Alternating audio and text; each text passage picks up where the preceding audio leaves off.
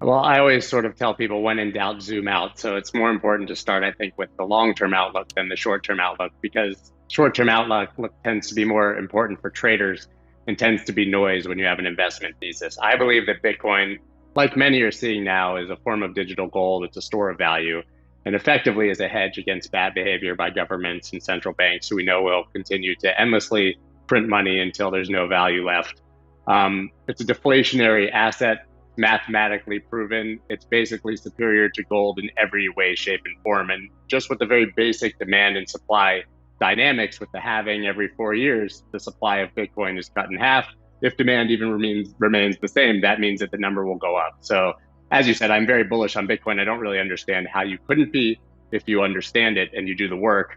And for me, if we're talking about 10, 20 years down the road, I believe it's easily a seven-figure asset. But if zooming in, which is what everybody always wants to hear, what's the price of Bitcoin going to be by the end of the year? What's it going to be in 12 months? First of all, I think it's a bit of a fool's errand to try to attach price gates to price targets because it Right. doesn't matter if you're an investor. But I would be very surprised if we didn't see Bitcoin in the six figures, within the next year. It seems like such a high number. People believe that you're being overly bullish when you talk about it, but the price of Bitcoin right now is 47,000. Basically, if it doubles, it'll almost be six figures. And just last year, we saw Bitcoin go from 3,800 to 65,000. Right, a Yeah. 2x move for Bitcoin is effectively nothing. If you consider that it's a store of value, then you got to ask yourself the philosophical question of why it would need to move that much over the next year or two or even 10 years. Why does it need to rally to six or seven figures? Why can't it just stay at current levels, climb at the pace of inflation, well, let's say, and that'll be sufficient as a store of value for most people, right? Sure, but if you consider that, I mean, what will be the multiplier on the price of goods in 10 years if governments continue to print money at this rate? Yeah. Well, five times, Yeah. 10 times, if you're talking about a decade down the road. So even that puts the price of Bitcoin at $470,000 if the price of goods rises that amount, right? Maybe it won't rise that dramatically, but that, like you said, that's even just adjusting for inflation if the price of Bitcoin never goes up. And knowing that Bitcoin is actually deflationary and that supply is being cut in half and that demand is increasing, but even if demand remained the same or only slightly went down, the price should go up. But as for being a store of value, the price cannot stay stable because it has to beat inflation. Okay, so let's talk about short-term price movements, and then we'll talk about utility and some other topics. Short-term, what do you think is the primary driver of price movements? Well, Bitcoin maximalists will probably think I'm a heretic, but it's traders. A heretic, I guess would be the term, but it's traders, right? And we saw that the evidence is as clear as it gets. From 60,000 to 50,000, when the price dropped at the beginning of this correction, we saw $10 billion of leverage liquidated. And that was almost a million individual traders had their accounts liquidated. So, you have this small move and then you have this cascade of liquidations because people are over leveraged and it rinses the leverage out of the system. And we saw almost the same thing on the drop from 40 to 30,000. So I think that the amount of leverage being used by retail traders on this asset right now means that there can be very, very dramatic price moves triggered by what would have otherwise perhaps been a smaller price move. I think that Bitcoin is the only free market on the planet, and that if you want to talk about manipulation, take a quick look at the stock market or any other legacy market. We have governments literally printing money to buy the assets to artificially inflate the price of those stocks and assets. It's absolutely absurd. That is the definition of manipulation. It's so funny when I hear about people talking about the Bitcoin market being manipulated. If your definition of manipulation is someone with more money can move the market more than someone with less money, then yes, it's manipulated. And also, by definition, a free market. People get very upset when price goes against them, but they could have very easily been on the other side of that trade. And if one person with a ton of money moves the market, there's a bid on the other side of the order book for every single sale that person put through. It's absolutely a free market. People have the right to put their orders wherever they want. And yes, like any free market, people with more money can move that market. Before we move back to Bitcoin, I want to ask you, do you believe in the Ethereum flippening? Do you think one day Ethereum will overtake Bitcoin as the largest coin? I had an interesting guest on my show recently, Rand Nooner, and he made the argument that it already has. That in every metric except for market cap, effectively, Ethereum has already flipped Bitcoin. It's interesting, even if you look at Coinbase's Q2 earnings report, you'll see that Ethereum had higher trading volumes than Bitcoin in the second quarter. It's really interesting. So listen, I don't really care if it flips it or not. I'm bullish on both assets and heavily invested in both. And I think that that's just a narrative that makes for an interesting conversation. Hmm. I do not think that Ethereum will flip Bitcoin anytime soon in market cap, but in institutional interest, I think is growing tremendously in Ethereum. Like I said, trading volumes, the actual usage of the network is huge. So I think that there's good reason to be very, very bullish on both of those assets. Okay, so then let's go back to Bitcoin. Now, you had asked a rhetorical question earlier in the interview. You said, why wouldn't Bitcoin go up any higher? Well, let me give you a fictitious scenario. Suppose most of the developments in cryptocurrencies in terms of technologies and use cases are in the altcoin space, and Bitcoin has pretty much already maxed out in terms of its development. I know that's not true, but suppose going forward that were the case.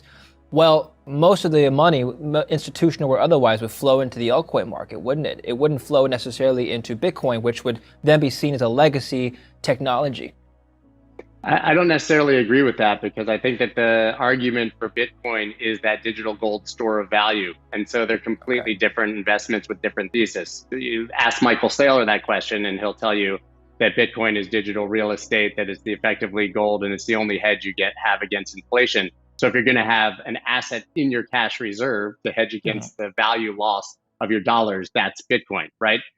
What you're talking about is more akin to investing in the Amazons, Googles, and Facebooks early, getting in on the internet in the early 90s. And I think that that's what you're looking at with Ethereum and altcoins. I think it's a completely different investment thesis, and I think both will get their allocations. But I think Mhm. still at the very core, the asset that institutions are going to be most interested in is Bitcoin because it's a proven hedge and store of value. Okay. So let's talk about your bull case then. You mentioned six-figure Bitcoin and seven-figure. Let's start with six-figure Bitcoin first. What's going to get us there? I mean, that could happen with just retail. I don't even think that we need a catalyst. I think that just a few more institutional buys and retail FOMO being sort of reinvigorated and we get to six figures. Like I said, it's only a 2x basically from here to 100,000. That's a small move. That's less than the average of Bitcoin's yearly movement upwards, right? I mean, it does better Yeah. than 200% every single year. But I'm not, it would be remiss not to admit that if we got another piece of news like an Amazon or a Facebook or a Google putting some Bitcoin into their cash reserve, that would probably reignite the market the same way that the Sure. 1.5 billion Tesla buy seemingly sent the market flying from around 42K and was the catalyst for the run to 65. So Mhm. I think there's plenty of fundamental news that could happen. Another government, another sovereign government like El Salvador adopting Bitcoin as legal tender, central bank adoption. But at the end of the day, and the real key to me to the next major run is probably the approval of an ETF in the United States. Okay, let's talk about that in just a bit. I want to ask you about well, you mentioned that 2x is really nothing for Bitcoin, and you're right. Historically, Bitcoin has moved a lot more than just 2x. I wonder though, as Bitcoin as an asset class matures as a store of value, that volatility profile will shrink. We're no longer going to see 10x returns in a year, maybe just 8 times, 7 times, 6 times. You know what I mean? Would that I happen down agree. the line?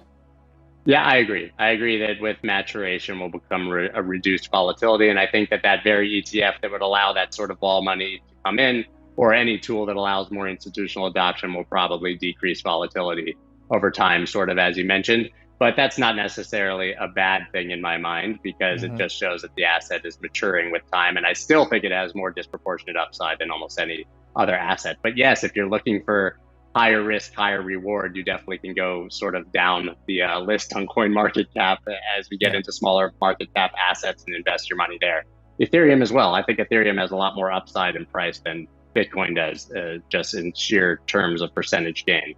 Okay. So let's talk about ETFs then. Why would ETFs drive the price to seven figures, for example?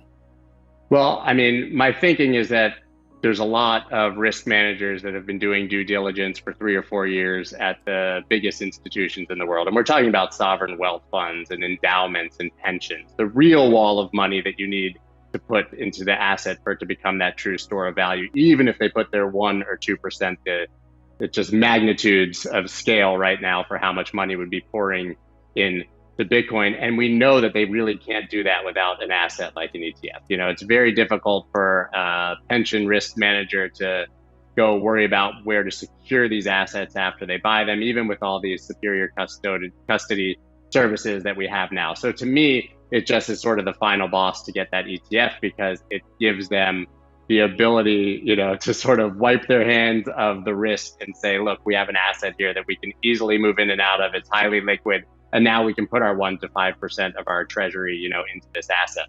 So I think it's absolutely, absolutely huge for that next wall of money to come in. And I do believe that they've been looking at this asset now probably for years.